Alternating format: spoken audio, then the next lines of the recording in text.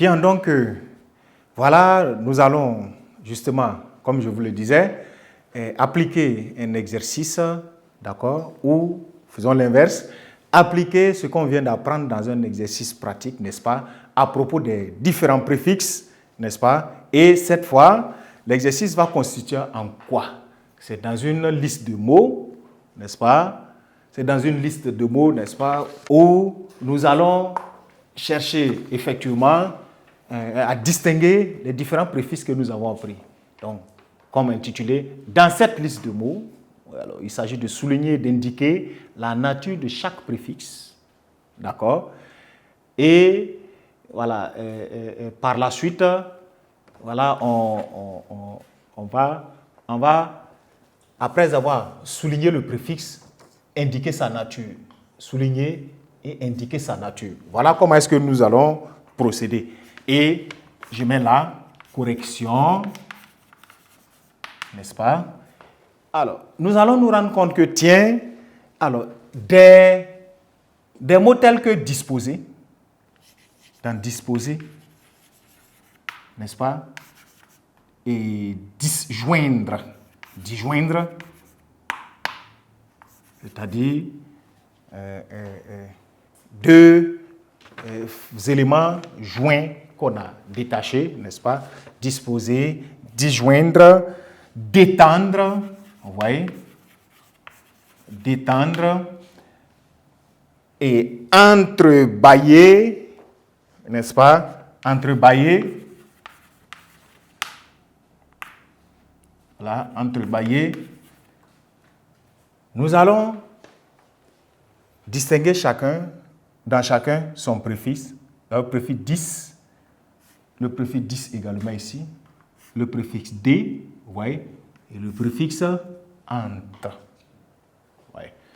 Donc, nous avons souligné là les préfixes de chaque mot et il va s'agir d'indiquer maintenant la nature de chaque préfixe. Vous l'aurez remarqué, ici, ils sont tous des préfixes verbaux. Voilà. Nous avons là affaire à des préfixes verbaux. Ensuite, quand on prend asymétrique, n'est-ce pas? Asymétrique. Incohérent. On prend également un mot tel que impudique.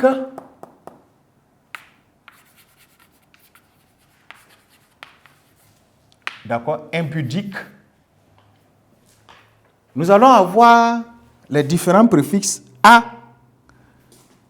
et, un encore, mais im cette fois. Et vous rendrez compte qu'ils nous donnent tous des préfixes, n'est-ce pas? Voilà. Adjectivaux. Voilà. Des préfixes adjectivaux.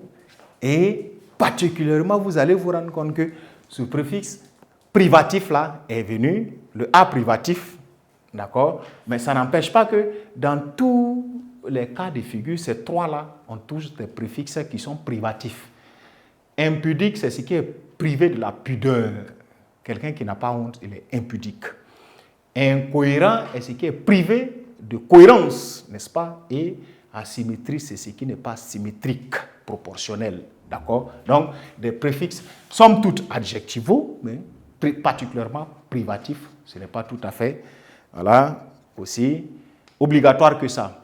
Regardez un mot tel que rétroaction.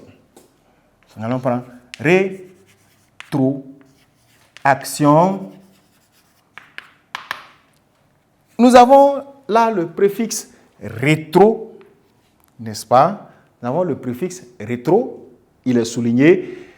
Mais comme nous l'avons vu, il est transversal. On l'avait vu comme préfixe nominal, n'est-ce pas?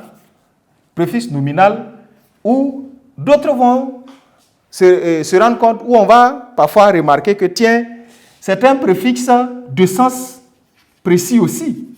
De sens précis, on a vu qu'il signifie en arrière, en tout cas, ou arrière. Voilà, un préfixe de sens précis qui signifie arrière. Voilà. Voilà pour ce qui est de cette. Et nous n'avons pas fini, nous avons antiseptique. Nous avons antiseptique, vous voyez, là, antiseptique, antibiotique. Ces deux mots-là, nous allons les porter.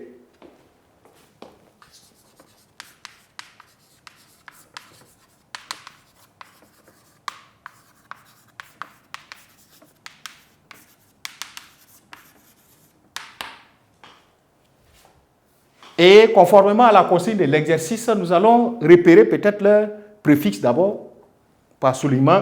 Nous avons le préfixe, vous voyez, anti, et de la même manière, anti, vous voyez. Et quand il va s'agir de spécifier, comme on l'avait, n'est-ce pas, dit, leur nature, ces deux préfixes, nous les avons vus comme étant des préfixes de sens précis. Anti signifie qu'il est contre, n'est-ce pas? Antiseptique, antibiotique, vous allez voir, en gros comme ça, on va dire, ce sont des préfixes de sens précis, n'est-ce pas? Et plus particulièrement, qui signifie contre. Voilà. Donc, préfixe de sens précis, et je crois qu'il y a coparrainage. On va terminer avec coparrainage, n'est-ce pas? En distinguant d'abord son préfixe. Et vous allez vous rendre compte que, tiens, le préfixe employé, c'est le préfixe co, et qui signifie avec. Nous l'avons vu. Voilà. L'autre côté, préfixe de sens précis, spécifiquement ou plus précisément qui signifie avec. Coparrainage, c'est parrainer avec quelqu'un d'autre, c'est-à-dire avec quelqu'un d'autre, une activité, etc.